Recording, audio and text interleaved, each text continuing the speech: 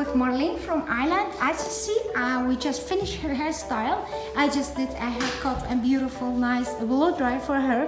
As you see, it's beautiful, nice with volume here, maximum volume.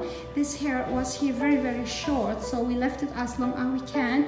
We can just little bit layer here down to make her more attractive. I really like hairstyle. So Marlene, where are you from?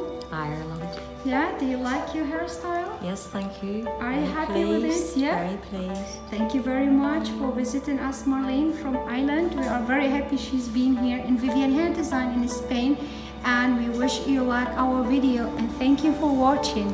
Bye bye. Bye.